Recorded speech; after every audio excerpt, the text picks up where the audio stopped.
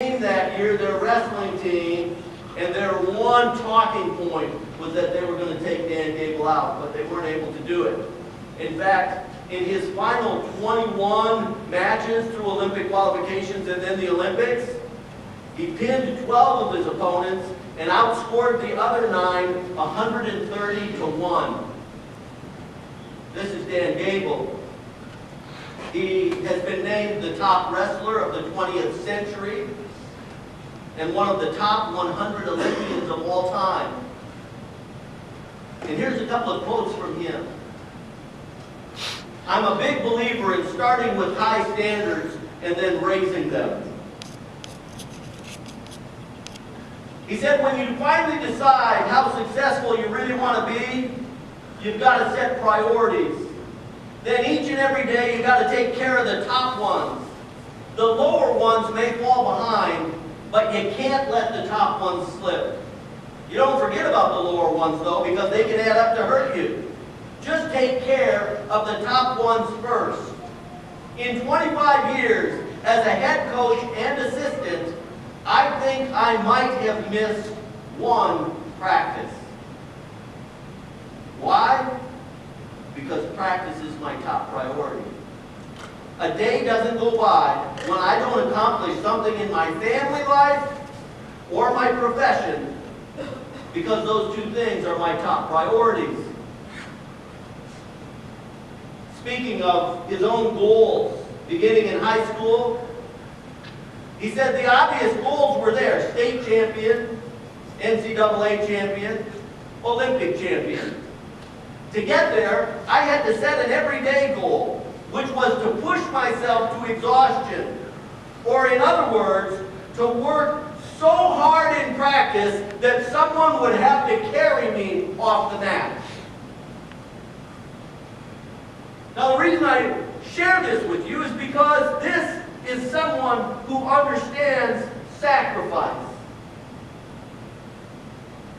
See, Olympic gymnasts, they train for years. They live a regimented life. Olympic wrestlers, a regimented life. Olympic boxers, a regimented life. Olympic skiers, a regimented life. Olympic runners. See, while their friends are out having a good time, hanging out at the mall, enjoying, high school or college life, they're training. Now, don't get me wrong, they don't have to make the sacrifice. They could eat whatever they want. They could train whenever they want. They could party as much as they want, but not if they want to win. You got to establish up front what it is that you want. Victory requires sacrifice. And the same thing is true in life. You can live however you want, you can do whatever you want, you can party as much as you want, but not if you want to win. I couldn't tell you how many times I've listened to someone over the years who's readily embracing the victim mentality. I don't know why these things always happen to me. I've had to bite my tongue because I want to say, I do. I do.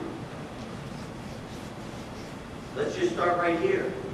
I don't even know you that well. How about this and this and this and this and this? That might have something to do with it, do you think?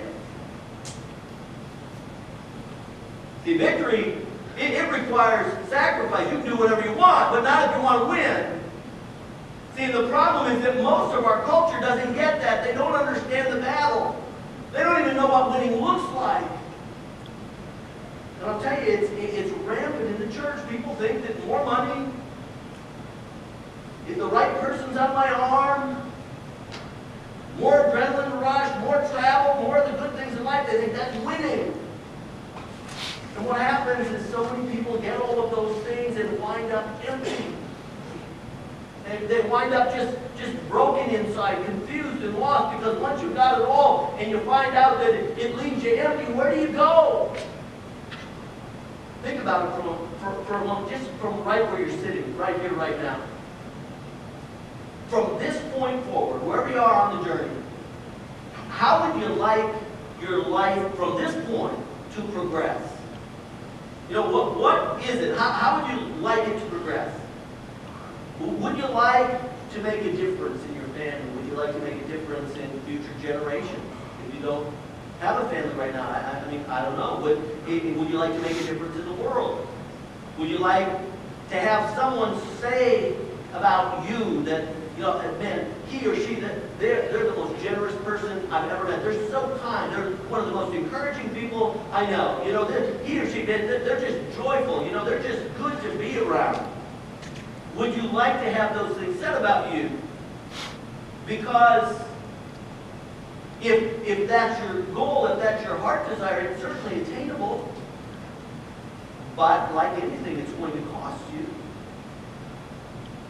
Would you like to stand one day, and I hope this is true for you if you're a follower of Jesus Christ, before God and hear Him say, "Well done, my good and faithful servant." Definitely an attainable goal, but it's going to cost you. It's going to cost you. 2,000 years ago, there was this young Jewish religious leader. He was already rising in the ranks of his peers. His profession as a religious leader was the most prestigious in his entire culture. These people, these Pharisees, they were venerated by the people. You know, there wasn't another job that you could have that had the status that these guys had. And in addition to the status, they wielded power. Because if you became a member of the ruling council, then as a Pharisee or a Sadducee, you even had civil authority, okay, amongst your culture, the Jews. And so these people were very, very venerated. And being a passionately committed young Jewish man who was rising in the ranks and was very well trained, he heard about this new religion. These followers, that they call themselves followers of the way. Okay, that's what the early Christians called themselves. And he heard about them. He heard about them claiming that this looked-for Messiah that the Jews had been waiting for centuries, that he'd already come, that the Jews had crucified him, that he'd risen from the dead. He heard these people claiming this, and he thought, man, this is a cult. It's a lie. And he got angry. And so he got arrest warrants. And he set about to destroy the church. He even cast his vote to have people put to death if they wouldn't recant this new faith. But then something happened. Something big happened in his life that changed everything. I mean, you know what that was. He met Jesus. That's what happened. In fact, his name had been Saul. And Jesus changed his name to Paul, which means little. You know, here he is, the big persecutor of the church, the bad man, the one everybody's afraid of. And Jesus said, you know, I'm going to call you little from now on. And then Jesus said something astounding.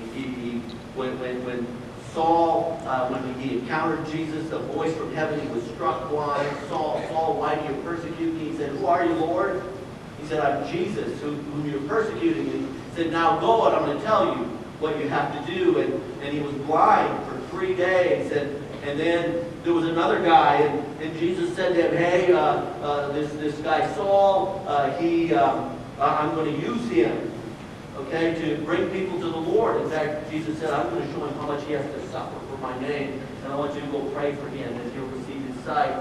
And so this is what happened. This is how Saul became the Apostle Paul. And he truly, he was a tough guy.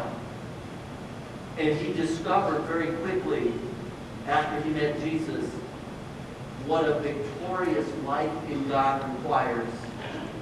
And victory, what does it require? It requires sacrifice. After becoming a Christian, here are a couple of things that he wrote in 1 Corinthians 9, 24 to 27. He said, don't you know that in a race all the runners run, but only one gets the prize? Run in such a way as to get the prize.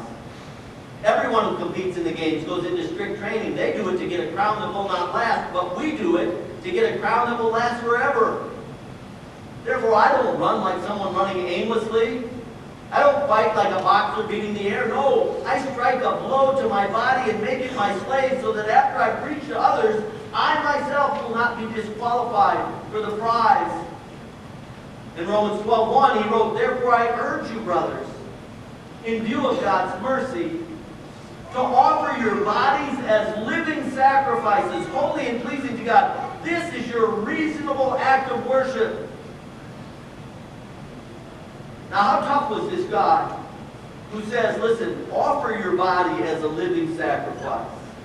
Just lay it down, okay? Just give it.